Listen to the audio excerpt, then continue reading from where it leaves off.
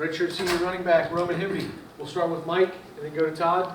And what do you like about Indiana's offense, and what are the kind of key differences between what you did at Maryland? I really love the offense here. I feel like it's a similar system, pro-style system, spread offense where a lot of people can touch the ball, a lot of people can make plays. I think the biggest thing that's different from here as it was at Maryland is, a lot of players are really gritty. They do things the right way here. A lot of people, they hit the ground running every day, and that's something that inspired me, and I've been really trying to model my game after that since being here.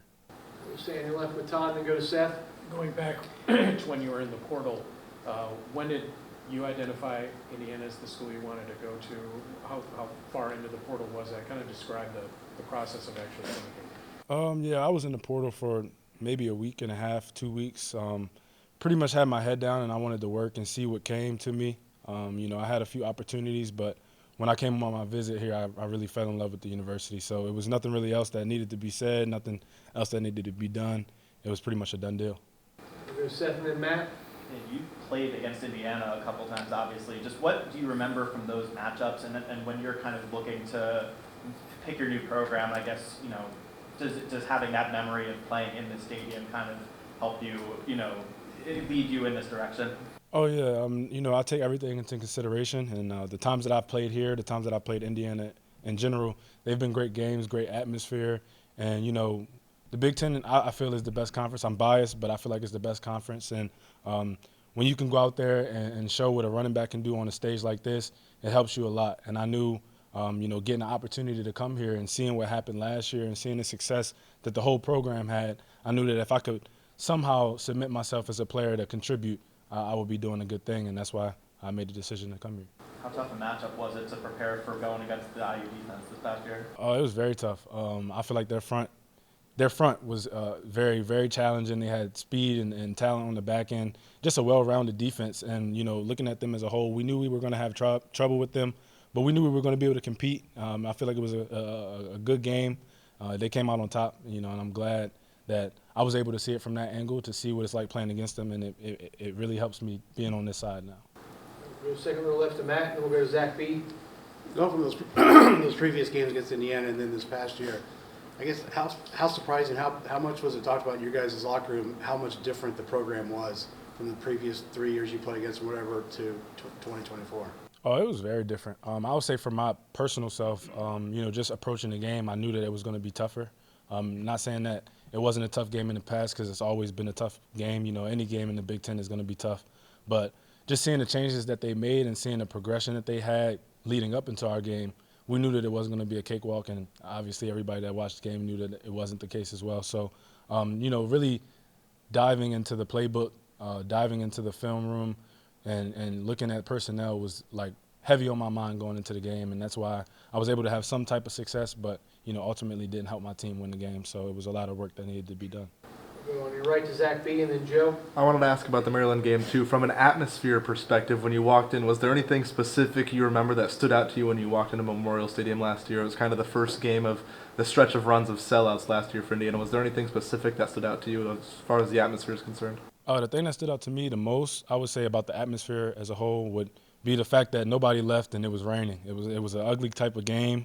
The rain was cold. It was coming down sideways, and it was a little chilly. But as the game went on, the fans were still engaged. It was a really good atmosphere, and it was something that I feel like gave IU the edge in the game. We definitely weren't able to create any momentum, because when we had a little slither of hope, it was like it got taken away. So I feel like the atmosphere was something that really jumped out to me, and if you ask anybody that was on the team last year, they'll know that it was a great atmosphere. We'll stay on your right with Joe, and then go to Nick. Yeah, what do you think you bring to the table as a pass catcher, along with your ability to get 10 to 15 carries a game? Oh yeah, I feel like I bring a lot to the table. I feel like that's the same with a lot of the running backs that are in the room. We bring different things to the table, but I feel like we have all the tools to be a well-knit group. I feel like for myself, just the ability to do a little bit of everything kind of helps me. A lot of people look at the next level. Ultimately the NFL is my end goal, and they say who can play on third down, who can be that guy that can be looked at in the time of need, and that's kind of what I try to do. I feel like since being here, I've been able to do better in the run game. I feel like I've always been pretty good in the pass game, catching screens, catching swings, and little check down routes and stuff like that, and just making myself available in pass protection. I want to really fine tune everything so that I can, better suit my team and help myself have success. Go far right to Nick and then Daniel. How has your adjustment at IU been so far, and how do you compare it to Maryland? Yeah, I feel like both programs are really good as far as gelling as a community and wanting to be successful. I feel like in the Big Ten, that's kind of the hard-nosed mentality of all teams. I think the thing that set this team apart was the culture. I feel like from the staff, the coaches, the players, everybody here, they want to see each other succeed. So when I got here, I had other running backs that have been here for a little minute, giving me advice, helping me to get my feet on the ground. And once I picked up the playbook, it was like second nature. I've been playing football since I was 4 years old. So football is still football, but the magnitude changes a little bit. And I'm here for the challenge, and that's that's something that I'm really taking a lot of a thought into. So yeah. Well, on your left to Daniel and then Mike. I want to say you mentioned earlier that having played IU helps you now. How does it help you? I feel like it helps me just because, knowing the personnel that you're going to be around, I was able to watch the offense, some new pieces on the offensive line, new pieces at receiver and things like that. But just seeing how things operate, being able to have an outside lens and still be incorporated to see how things pan out, with special teams, offense, defense, scheme. Seeing it from the outside and then seeing it from the inside really helped me. And I feel like what a program stands for when you have to face them. So me being on the other side of things and seeing the morals and the standards of this program, the culture that showed up, the close-knit brotherhood, and the way that the coaches believed in their players, I was able to see that from the outside. So when I got to the inside, it was like, okay, everything checks out the way that I thought it would, and it helps me to kind of build credibility with the program and helps me to put my best foot forward every day. Go far left to Mike. Yeah, I read a quote from you last year when you were kind of talking about Maryland and you personally not maybe reaching sort of the expectations you had in the preseason, that you said you're going to learn lessons from that and kind of take that forward. I was curious what those lessons were you learned from kind of not maybe reaching kind of the numbers you had or goals you had last year.